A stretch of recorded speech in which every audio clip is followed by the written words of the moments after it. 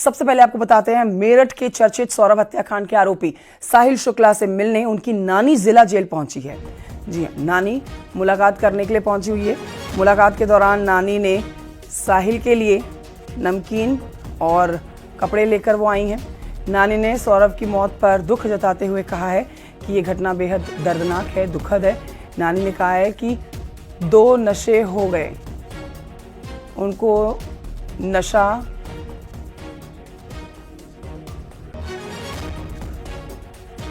आदमी को औरत का नशा और औरत का आदमी को नशा हो गया।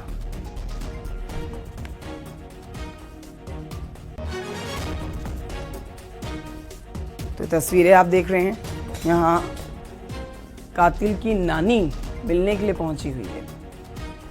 साहिल की नानी मिलने के लिए पहुंची और खाने पीने का सामान साथ लेकर आई हैं।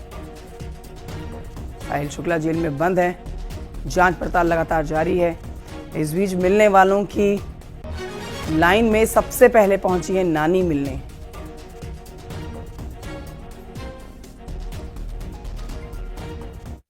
नहीं आ रहा, इसकी बात मैं कह रही हूँ कि उससे ज्यादा लड़के का दुख कुछ नहीं करा। ये 2 नशे हो गए, नहीं 2 नशे हो गए। एक तो नशा खूब कर रखा था, एक आदमी को औरत का, औरत का आदमी को नशा, ये सबसे बड़ा हो गया। साहिल और मुस्कान के हालात सही है और अब विड्रॉल जो सिम्टम थे वो समाप्त हो गए। जेल की जो रूटीन दिनचर्या है वो प्रारंभ हो गई है और दोनों सामान्य जीवन जेल में व्यतीत कर रहे हैं। साहिल से मिलने कोई आया हुआ भी है क्या?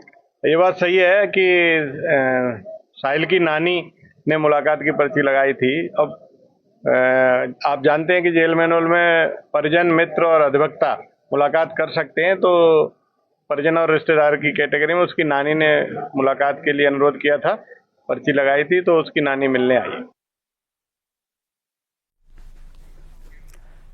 मेरठ के सौरभ हत्याकांड पर कथावाचक पंडित धीरेन्द्र शास्त्री का बयान आया है सामने। पंडित धीरेन्द्र शास्त्री ने कहा है कि सौरभ हत्याकांड के बाद भारत में नीला ड्रम वायरल है। बहुत से पति सदमे में हैं, कृपा है कि उनकी शादी नहीं हुई है। मेरठ का सौरभ हत्याकांड बहुत निंदनीय है और ये संस्कारों की कमी है, पालन पोषण की कमी है।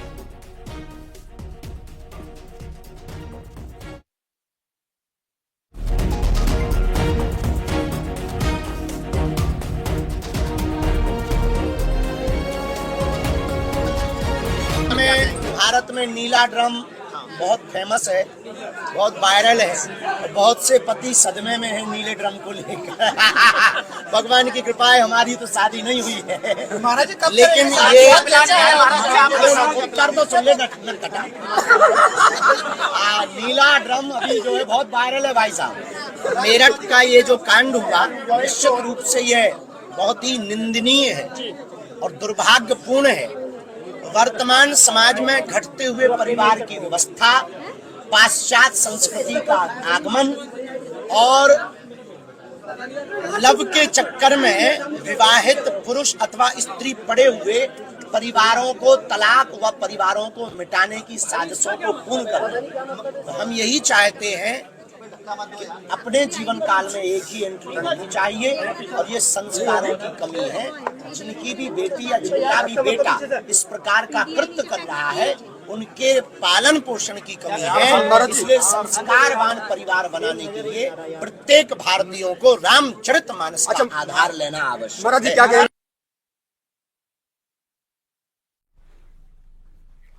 उधर मेरठ की सौरभ हत्याकांड पर कथावाचक पंडित धीरेन्द्र शास्त्री का बयान आप सुन रहे थे। अब आपको बताते हैं कुछ और खबरें, जिसमें बस्ती जिला की बात करेंगे। पुलिस की पिटाई से मौत के मामले में एसपी ने बड़ी कार्रवाई की है। दुबोलिया थाना अध्यक्ष जितेंद्र सिंह को लाइन हाजिर कर दिया गया है। साथ ही एसआई अजय कुमार गौड़ और सिपाही शिवम सिंह को निलंबित कर दिया गया है। 25 मार्च को पुलिस ने निलंबित नाबालिग आदर्श उपाध्याय को थाने से परिजनों को सौंप दिया था। जब परिजन ऑटो से लेकर आदर्श को घर जा पहुंचे तो वहां पर खून की उल्टी करने लगा, जिसके बाद परिजनों ने उसे अस्पताल में भर्ती कराया और बस्ती जिला अस्पताल रेफर कर दिया गया। रास्ते में ही आदर्श की मौत हो गई। परिजनों ने पिटाई की बात कही है। पुलिस की पिटाई के बाद मौत का आरोप परिजन लगा रहे हैं।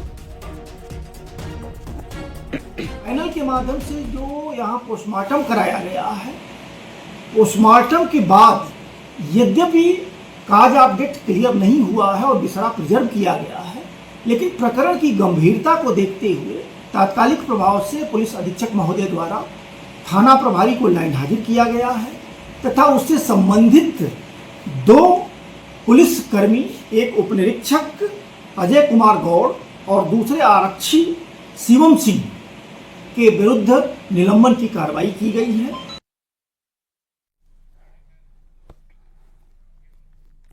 खबर आगरा से, जहां पर समाजवादी पार्टी के राज्यसभा के सांसद रामजीलाल सुमन के घर कल हमले के बाद पुलिस ने 15 से 20 लोगों को गिरफ्तार किया है। जी हां, इस मामले में पुलिस ने 15 से 20 लोगों को गिरफ्तार किया है जो उपद्रव मचा रहे थे। और ये कल रामजीलाल सुमन के घर के बाहर की घटना की तस्वीरें भी आप देख रहे हैं। यहाँ पर अब पुलिस ने एक्शन दिखाते हुए 15 से 20 लोगों को गिरफ्तार कर लिया है। रामजीलाल सुमन ने राणा सांगा को लेकर विवादित बयान दिया था, जिस पर विवाद छिड़ा हुआ है। अब इसी मामले पर, इसी बयान के ऊपर उनके करणी सेना के लोग भड़के हुए हैं। घर के बाहर जाकर धावा बोल दिया, सांसद के ऊपर भी हमला करने की कोशिश की गई है, लेकिन गनीमत रही कि वो घर पर मौजूद नहीं थे। लेकिन जितने भी उपद्रवी यहाँ पहुंचे उन सबके खिलाफ मामला दर्ज करते हुए उन्हें गिरफ्तार किया गया है। आगरा के थाना हरिपर्वत क्षेत्र के रामजीलाल सुमन के घर के बाहर ये हमला किया गया था।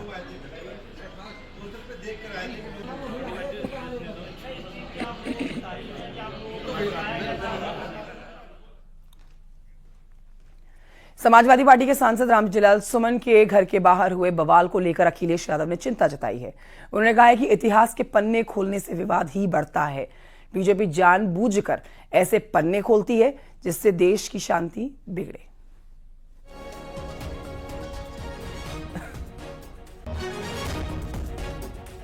इतिहास और इतिहास के पन्ने, चाहे हम हों चाहे भारतीय जनता पार्टी के लोग हों, हम लोगों को किसी को भी इतिहास के पन्ने नहीं पलटना चाहिए, क्योंकि इतिहास में क्या घटना घटी है हम इतिहास की उन किताबों को पढ़ रहे हैं, उसकी इंटरप्रिटेशन अपने हिसाब से कर रहे हैं। भारतीय जनता पार्टी ने जब भी इतिहास के पन्ने पलटे हैं तो वो पन्ने पलटे जिससे उन्हें पॉलिटिकल लाभ क्या हो सकता है और राजनीतिक लाभ के साथ साथ नफरत किससे फैल सकती है, कौन राजा था, कौन महाराजा था, किसने क्या किया, वो इतिहास की बात है। आज हम आगे बढ़ने की बात करें और जो रामजीलाल सुमन जी के साथ घटना हुई है निंदनीय है, दुखद है।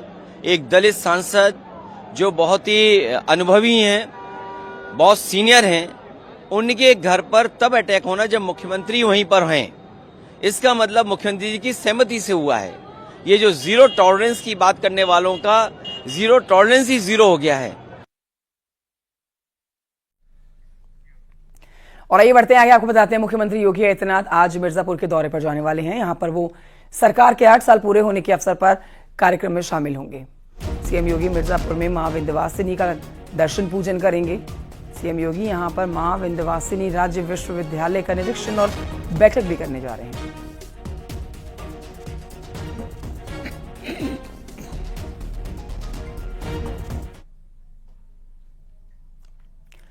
मुख्यमंत्री योगी आदित्यनाथ ने मथुरा से लेकर संभल तक और मुस्लिम आरक्षण से लेकर मुस्लिम की सुरक्षा तक कई मुद्दों पर बड़े बयान दिए।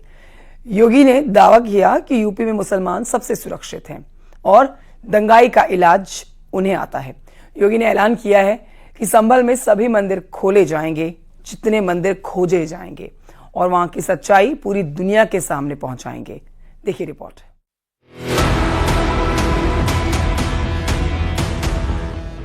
क्या हुआ था संभल में? देखिए, संभल एक सच्चाई है। मथुरा श्री कृष्ण की जन्मभूमि नहीं है क्या? पर वो तो अब कोर्ट में है ना। कोई कोर्ट का ही आदेश पालन कर रहे हैं ना। मथुरा से मुसलमान तक, अयोध्या से औरंगजेब तक, हिंदू मुसलमान संभल पर घमासान। तमाम सवालों के जवाब उत्तर प्रदेश के सीएम योगी आदित्यनाथ ने अपने ही अंदाज में दिए। यूपी में सबसे सुरक्षित है मुसलमान। 100 हिंदू परिवारों के बीच में एक मुस्लिम परिवार सबसे सुरक्षित रहता है। रंग लग भी गया तो क्या हो गया? कि भाई जिसको रंग से परहेज है उस पे मत डालना। लेकिन फिर भी पड़ गया है और प्रशासन उसको साफ करके फिर से नगाई पुताई कर दे रहा है। मथुरा में तो बहुत कुछ हो गया होता। कोर्ट का ही आदेश पालन कर रहे हैं ना, तो अब तक तो वहां बहुत कुछ हो गया होता। सनातन पर हमेशा मुखर रहने वाले उत्तर प्रदेश के मुख्यमंत्री योगी आदित्यनाथ ने ये साफ कर दिया कि मुसलमान अगर सबसे ज्यादा कहीं सुरक्षित हैं, तो वो उत्तर प्रदेश में हैं। सबके बीच सबको समान भाव से देख रहे हैं। उत्तर प्रदेश में मुसलमान सबसे ज्यादा सुरक्षित है, सबसे ज्यादा सुरक्षित है। अगर हिंदू सुरक्षित है तो वह भी सुरक्षित है। शाहजहांपुर और संभल में होली के दौरान तमाम मस्जिदों को ये कहते हुए प्रशासन ने ढक दिया था कि उन पर रंग पड़ने से विवाद हो सकता है।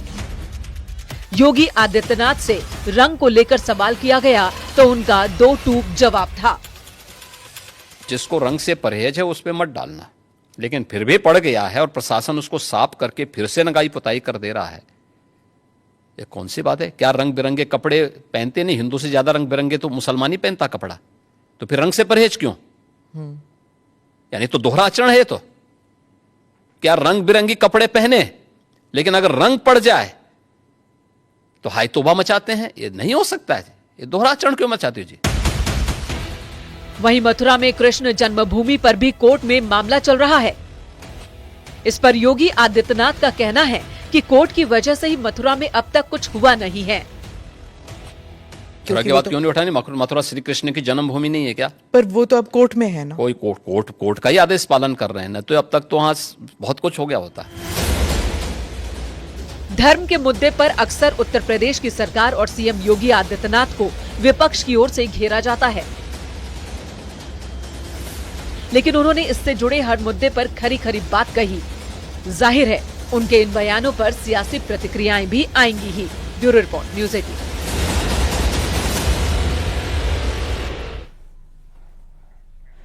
उधर संभल में अलविदा जुमे की नमाज नहीं अदा की जाएगी।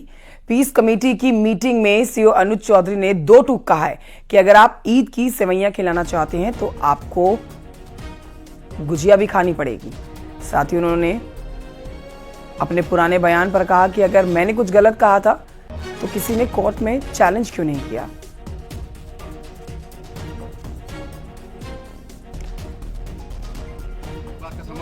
आप यदि ईद की सेवैयां खिलाना चाहते हो तो आपको गुजिया भी खानी पड़ेगी, या गुजिया खाओ ये तो दोनों पक्ष खाओ। पर यहाँ गड़बड़ हो जाती है जहाँ एक पक्ष खाने को तैयार, दूसरा खा नहीं रहा, तो यहाँ भाईचारा खत्म हो जाए।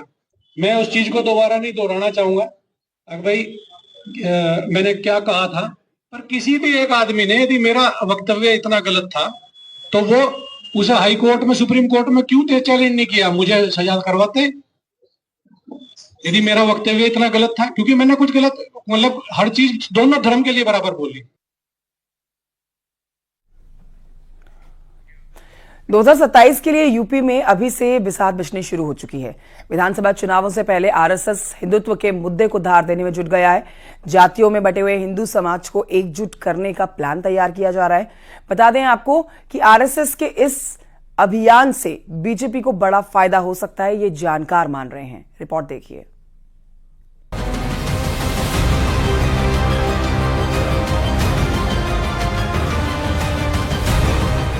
यूपी में विधानसभा चुनाव से पहले आरएसएस ने कमर कस ली है। आरएसएस हिंदुत्व के मुद्दे को धार देते हुए जातियों में बटे हिंदू समाज को लामबंद करने के अभियान में जुट गई है। ऐसे में यूपी में जातियों के सहारे सियासत करने वाले दलों के लिए आरएसएस का अभियान बीजेपी को बड़ा फायदा पहुंचा सकता है।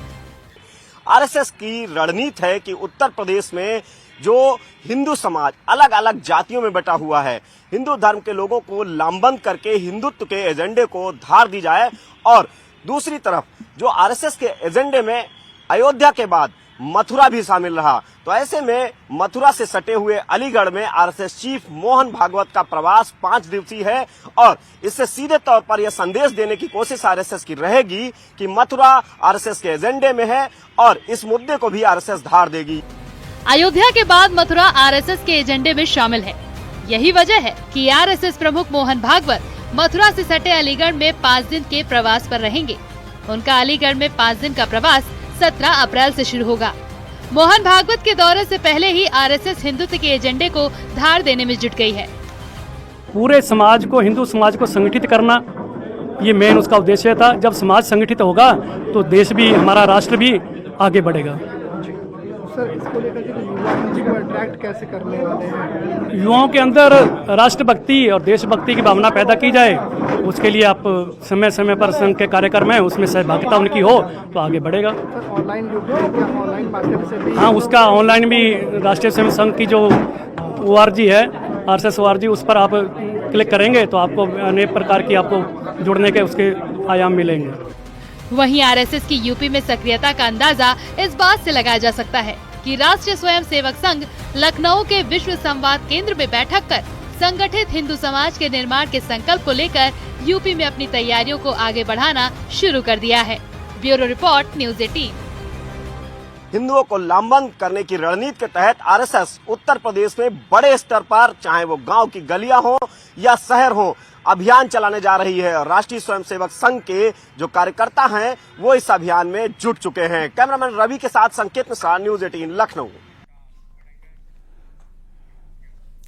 और ये बढ़ रहे हैं आगे, नोएडा से खबर जानिए। ये बड़ी खबर ग्रेटर नोएडा से आ रही है, जहां पर योगी सरकार ने यमुना अथॉरिटी के मास्टर प्लान पर मोहर लगा दी है।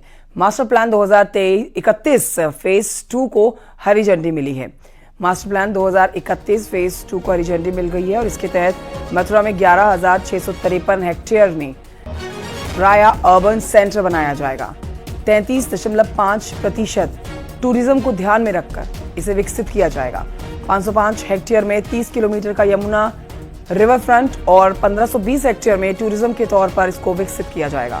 वहीं 1920 हेक्टेयर में रिक्रिएशनल ग्रीन स्पेस, जो कि मनोरंजन के लिए, और इसमें स्पोर्ट्स, एम्यूजमेंट पार्क, हर तरह की सुविधा होगी।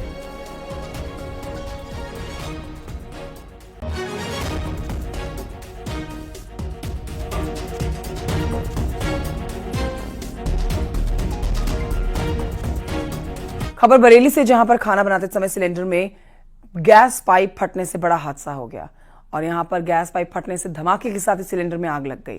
तस्वीरें भी आप देख रहे हैं घायल लोगों की। महिला गंभीर रूप से झुलस गई है और चीख पुकार मच गई जैसे ही हादसा हुआ। महिला का बेटा महिला को बचाने के लिए दौड़ा तो महिला भी गंभीर रूप से झुलस गया। आग की सूचना के बाद मौके पर पहुंची पुलिस ने गंभीर रूप से झुलसे हुए मां बेटे को अस्पताल में भर्ती कराया। इलाज जारी है इनका, हालत गंभीर बनी हुई है जो जानकारी मिल रही है।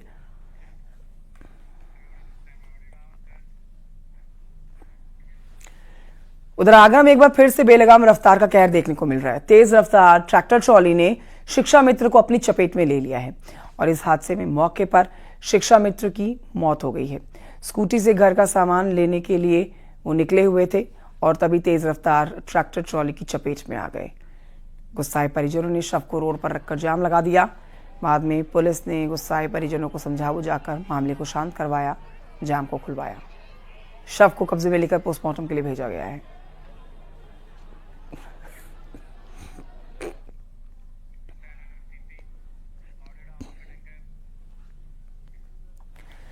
बाराबंकी में 1 करोड़ की मॉर्फिन के साथ 2 तस्करों को गिरफ्तार किया गया है। 1 किलो से ज्यादा नशीला पदार्थ और बाइक बरामद की गई है। रामनगर थाना पुलिस ने मैनुअल इंटेलिजेंस की मदद से 2 तस्करों को गिरफ्तार किया है। आगे की जांच जारी है।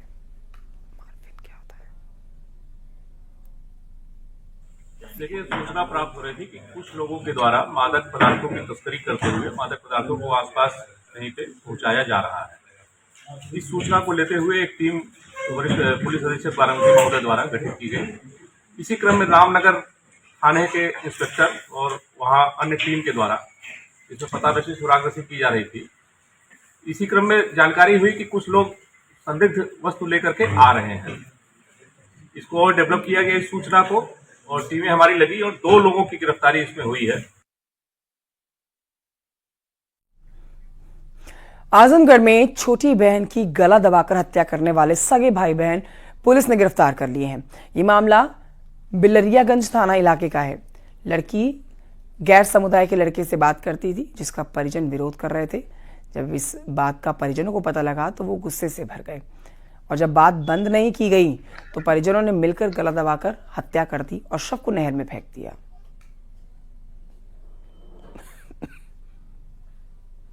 20 मार्च को सुबह लगभग 6 से 7 बजे के बीच में एक सूचना प्राप्त हुई कि गांव रामपुर पड़ता है बिलागंज में, वहां के पास में सड़क के किनारे जो नहर है उसमें एक लड़की की लाश पड़ी हुई है। इस सूचना पर थाना बिलागंज की पुलिस साथ में सीओ और मुझे एडिशनल द्वारा भी मौके का निरीक्षण किया गया। मौके पर फॉरेंसिक टीम द्वारा भी निरीक्षण किया गया। मौके पर जो बॉडी थी उसको कब्जे में लेकर पोस्टमार्टम के लिए भिजवाया गया। तहरीर पर 302 का मुकदमा जो पुरानी आईपीसी है और 103 बीएनएस की मुकदमा दर्ज किया गया। जब इसमें पूछताछ की गई तो यह प्रकाश में आया कि ये लड़की वहाँ की रहने वाली थी, अनीता यादव नाम था लड़की का, और ये लड़की 18 तारीख को परिवार वालों ने गुमशुदगी भी इसकी दर्ज कराई थी कि घर से चली गई है। अब देखिए अपराध जगत की 10 बड़ी खबरें, क्राइम टॉप 10। गाजियाबाद के थाना अंकुर विहार में पुलिस की बड़ी कार्रवाई, टप्पेबाजी करने वाले गिरोह का पर्दाफाश हुआ। 4 शातिर बदमाश गिरफ्तार किए गए। बुलंदशहर में धर्म परिवर्तन के बाद रेप के मामले में कोर्ट ने सजा सुनाई है। दोषी यूनुस को 11 साल की सजा, 35,000 रुपए का अर्थदंड। एटा के देहात क्षेत्र में संदिग्ध परिस्थितियों में नहर में तैरता मिला है महिला का शव, पुलिस जांच में जुटी। बिजनौर के रेहट थाना क्षेत्र में 1.5 साल की बच्ची की टब में डूबने से मौत हो गई है। बच्ची की मां पति पर आरोप लगा रही है हत्या का, पुलिस जांच कर रही है मामले। मुरादाबाद नगर निगम ने एसपी नेता कमाल अख्तर की पत्नी की संपत्तियों पर की है कार्रवाई। हुमेरा अख्तर का मैरिज हॉल और संपत्ति सील की गई। प्रतापगढ़ के पट्टी रानीगंज में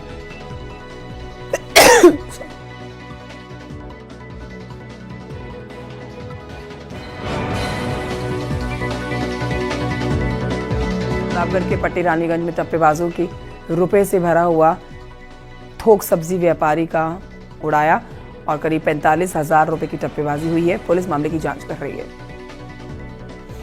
सीतापुर के महमूदाबाद कोतवाली में महिला से 68,000 रुपए की लूट की गई है। पुलिस मामले की जांच कर रही है।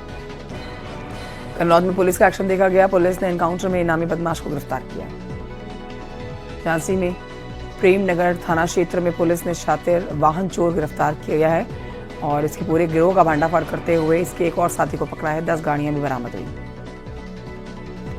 बागपत के सिंगावली अहीर थाना क्षेत्र में विवाहिता का शव मिला है। महिला के परिजनों ने हत्या का आरोप लगाया, पुलिस जांच कर रही है। छोटे से ब्रेक के लिए रुकना होगा, कहीं मत जाइए, जल्द लौट रहे हैं। आप देख रहे हैं न्यूज़ 18 उत्तर प्रदेश उत्तराखंड।